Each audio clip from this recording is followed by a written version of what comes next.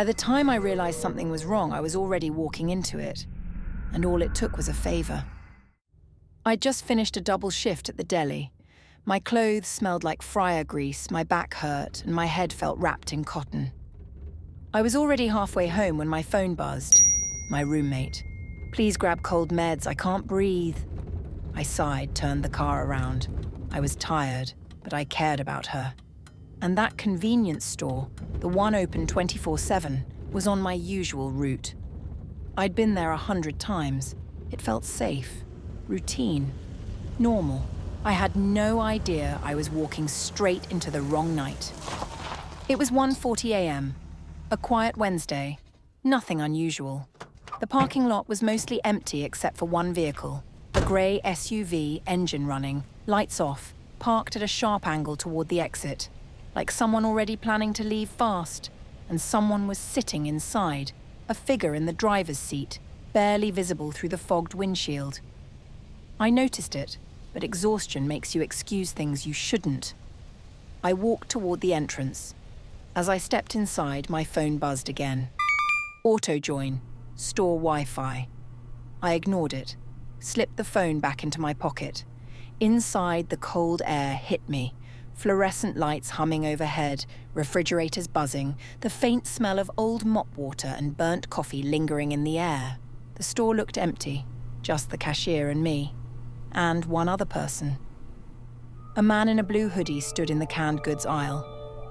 Hood low, shoulders hunched, hands in his pockets, pretending to shop, but badly. He'd pick up a can, hold it a beat too long, set it back in the exact same spot, then glance up at the convex mirror overhead. Check. Pause. Check again. He wasn't browsing. He was surveying.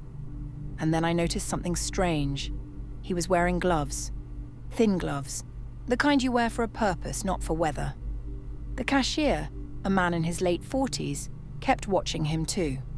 Not openly. Just quick, anxious glances, jaw tight. Like he'd been aware of this guy long before I walked in.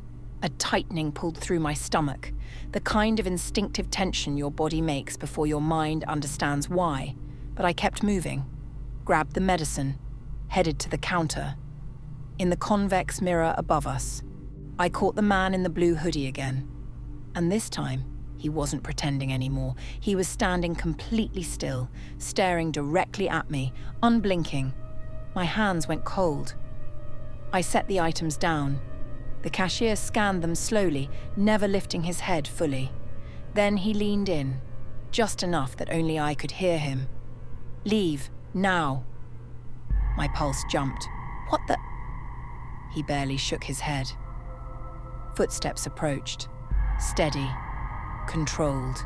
The man in the blue hoodie stepped beside me so close I could feel a shift in the air. He reached for a bag of chips, and as his sleeve slid back, I saw it. A gun. Black. Compact. Professional. He didn't flash it, just showed it. A quiet warning. Then his voice. Low, steady. "Both of you. Outside. Quiet." The cashier's eyes met mine. One flicker said everything. If we go outside with him, we don't come back. My legs felt hollow as we moved toward the door. The cashier and I stepped slowly, shaking, and the man in the blue hoodie shoved us forward, forcing us outside. Cold air slapped my face when we stepped out. The SUV idled in the corner, still dark, still angled toward the exit. The man in the blue hoodie gestured at it. "Get in." The cashier hesitated. Half a second. The man shifted toward him. And something inside me snapped loose. I bolted. Not toward my car. I'd never reach it. I sprinted toward the road, toward headlights, toward anywhere but here. Behind me, his voice ripped through the cold. "Hey! Stop!" I didn't look back, didn't breathe, didn't think. A car horn blasted as I tore across the street. Brakes screeched. Someone yelled, "Hey, watch out!" My lungs burned, my eyes blurred. I crashed through the doors of a 24-hour laundromat. The man behind the counter flinched, startled. "He has a gun!" I gasped. "He's at the store. He followed me. Please lock the door." He didn't question a thing. He locked the door, dragged a stool in front of it, then grabbed the phone and called 911. I collapsed behind the washers. My hands trembled so violently I pinned them to my stomach just to keep them from shaking out of control. The 911 operator said police would arrive in under 3 minutes, but 3 minutes while hunted is an hour. Through the laundromat window, I watched the store across the street. Then something shifted. The SUV moved. Not forward, backward, slow, controlled. Headlights still off. It rolled out of its space, slipped behind the dumpster, and disappeared into the one blind spot the cameras couldn't see. By the time police arrived and searched the area, the SUV was gone. Inside the store, empty. Outside, no footprints, no drag marks. Nothing. They took him clean. The officer interviewing me said quietly, "They knew exactly where every camera was. They were waiting for a target. You were lucky you ran." The SUV had been stolen, reported 3 hours earlier. Wiped of plates, wiped of prints. They tried to sketch the man based on what I saw, but he looked average enough to be anyone. The case stayed open, then froze. Every time I asked about the cashier, I got the same answer. No updates, which is just another way to say he's not coming back. 2 months later, my phone rang with an unknown number. I almost let it go, but fear is curious, I answered. No voice, just breathing, slow, measured, listening.